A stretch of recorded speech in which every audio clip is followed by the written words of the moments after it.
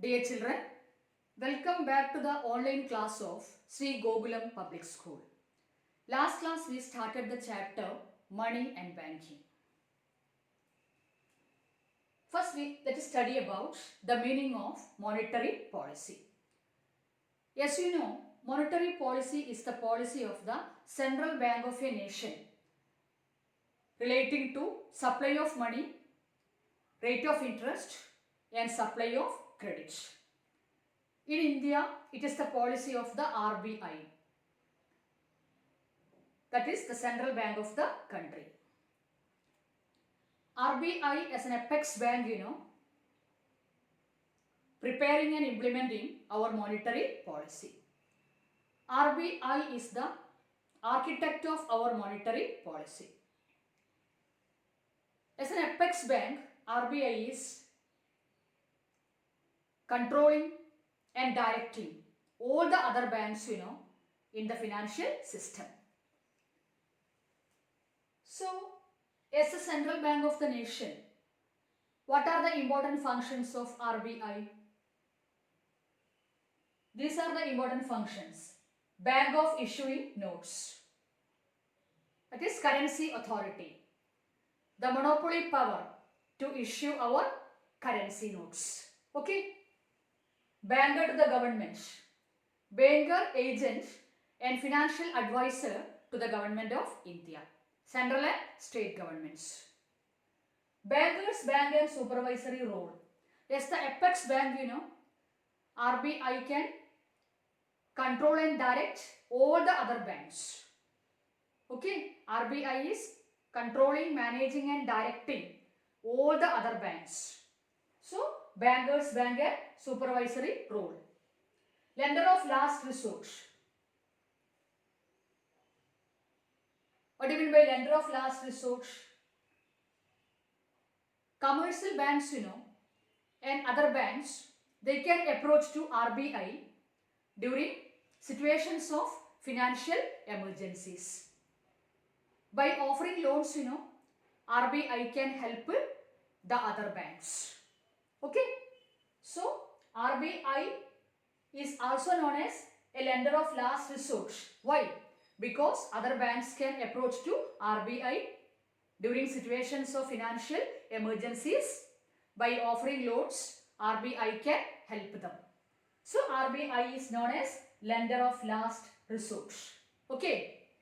Controller of money supply and credit. What do you mean by controller of money supply and credit?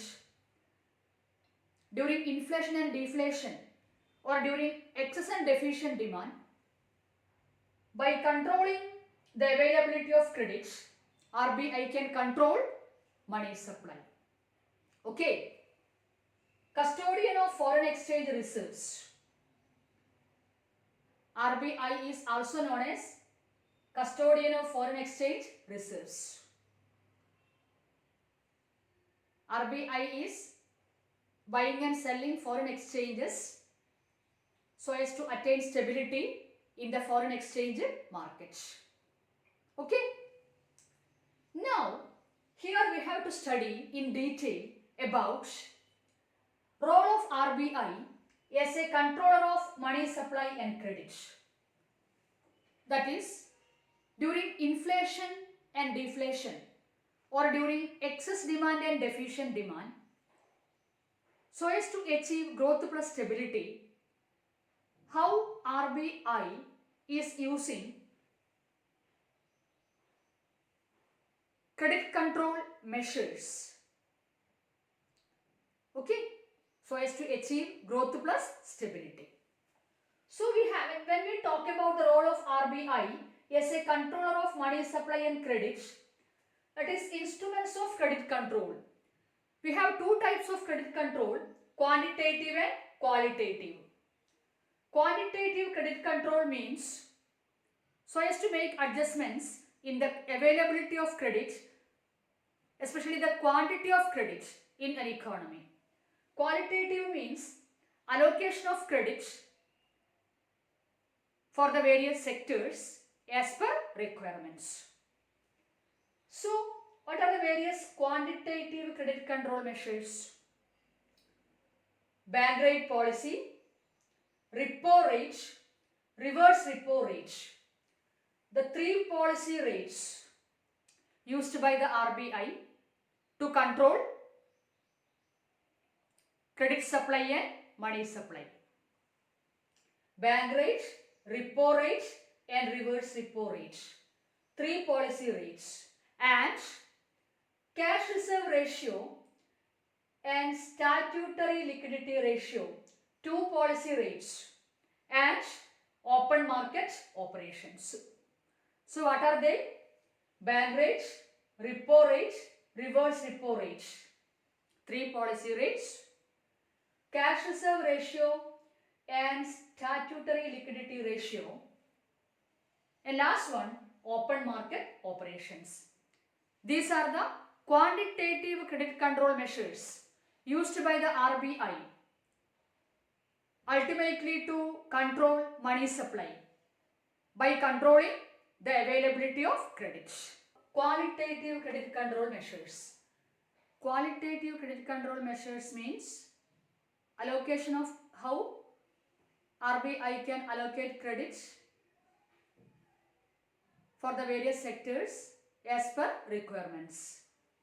What are the qualitative credit control measures? Margin requirements, moral suasion, persuasion, okay, and selective credit controls. Out of these two, very important for the exam point of view, quantitative.